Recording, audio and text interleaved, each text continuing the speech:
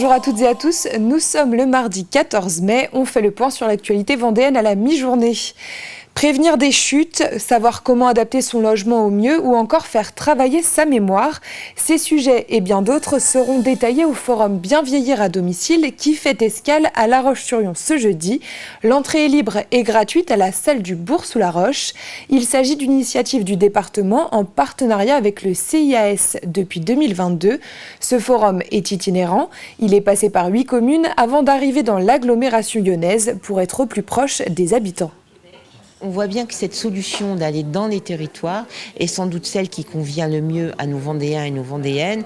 On sait la difficulté qu'ils peuvent avoir justement à se déplacer, vous l'avez évoqué, mais aussi à pouvoir être au plus près des personnes qu'ils connaissent. Et même si au niveau des professionnels, il y a sans doute beaucoup de choses à découvrir, on voit bien qu'il est important de pouvoir s'approprier les professionnels des territoires et les initiatives des territoires.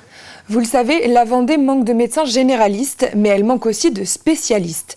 Les temps d'attente pour obtenir un rendez-vous sont très longs, alors face à ces difficultés, de nombreux généralistes étaient en demande de matériel pour effectuer des dépistages et faire de la prévention. Le département a donc proposé une aide financière à l'équipement, un montant global de 175 000 €. Ce budget a déjà permis l'achat de 10 spiromètres pour mesurer le souffle, de 7 électrocardiogrammes et 24 dermatoscopes. Alix Lanos nous explique. C'est un plan d'action global que le département a mis en place pour tenter de lutter contre les déserts médicaux.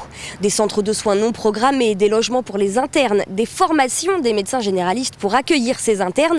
Diverses mesures ont déjà été prises et la dernière en date, c'est une aide financière pour que les médecins généralistes puissent s'équiper de matériel spécifique, c'est-à-dire du matériel habituellement réservé aux spécialistes. La proposition innovante de la Vendée, c'est de pouvoir équiper nos médecins généralistes avec des équipements qu'on appelle de second recours, qui sont destinés normalement aux médecins spécialistes et que les généralistes vont pouvoir utiliser pour faire un certain nombre d'examens et ainsi de permettre de trier les patients, si on peut dire ça comme ça. Les patients qui sont éligibles à aller chez le spécialiste, ils vont pouvoir avoir un rendez-vous en urgence plus rapide et ceux que ça ne nécessite pas, où il n'y a pas de problème particulier, ils ne vont pas aller voir le spécialiste. Les médecins généralistes gagnent ainsi en compétences et ne sollicitent les spécialistes que s'ils ont besoin de leur expertise. Ces médecins spécialistes ont donc plus de temps à consacrer aux pathologies les plus graves. Et pour les patients, c'est un gain de temps et un gage de qualité diagnostique. Ça permet des fois tout de suite d'avoir la réponse ou si on a besoin d'une téléexpertise dans la journée ou dans les 48 heures d'avoir une réponse vraiment adaptée. Et ça permet du coup de diminuer un petit peu la pression sur les spécialistes et donc du coup de pouvoir faciliter l'accès à une consultation quand il y a vraiment besoin. Donc là où on était sur plusieurs mois et parfois aller courir à Nantes ou à La Rochelle, là du coup on retrouve une consultation en Vendée et sur un délai qui est tout à fait normal. 34 médecins ou groupements de médecins ont pu, sur demande, bénéficier de cette aide financière pour acheter ce matériel spécifique, type dermatoscope ou encore électrocardiogramme. Un matériel qui nécessite, pour les médecins et infirmières qui vont l'utiliser, de se former. Mais en montant ainsi en compétences au sein des cabinets médicaux, les médecins généralistes espèrent attirer de nouveaux confrères pour s'installer auprès d'eux. Financement toujours, mais d'un autre genre. La rénovation de l'ancien collège Viette de Fontenay-le-Comte est estimée à 10 millions d'euros. Ce bâtiment abrite maintenant l'école intercommunale de musique et de danse, un accueil de loisirs ainsi qu'un espace junior. Cette rénovation inclut également la restauration des 17 arcades qui ornent la façade.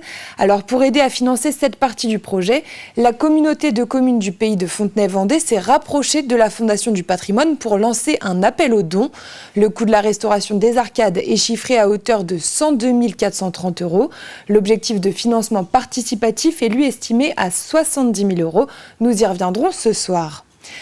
Le meilleur apprenti paysagiste de France sera-t-il vendéen?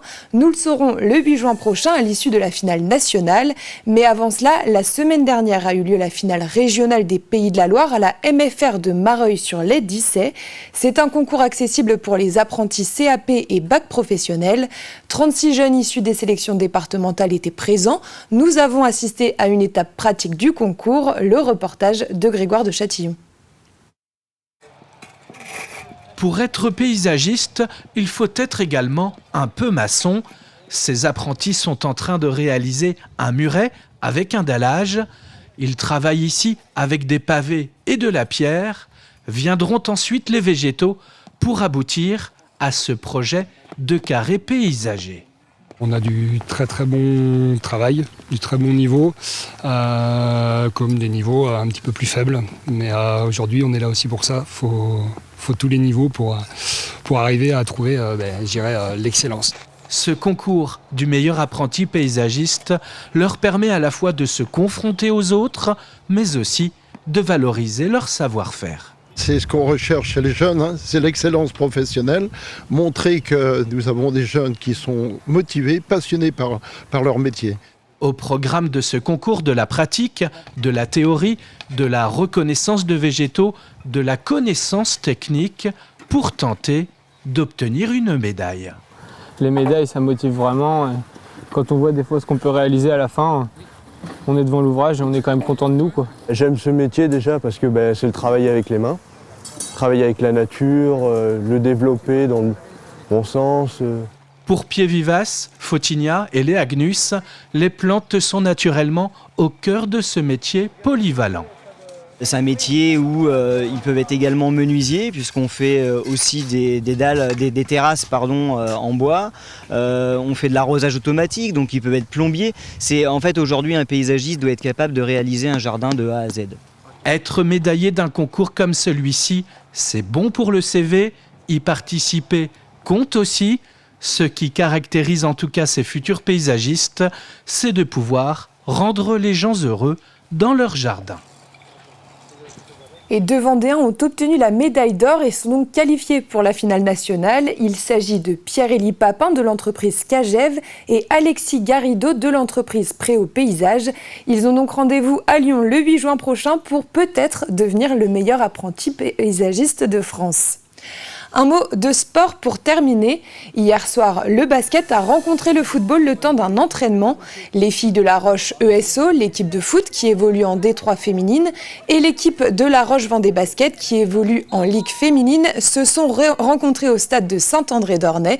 Un moment de partage vertueux pour apprendre de l'autre discipline. Nous y reviendrons dans notre édition de ce soir. Voilà pour l'actualité de ce mardi midi. On se retrouve à 18h pour une édition complète. Passez une excellente journée sur TV Vendée.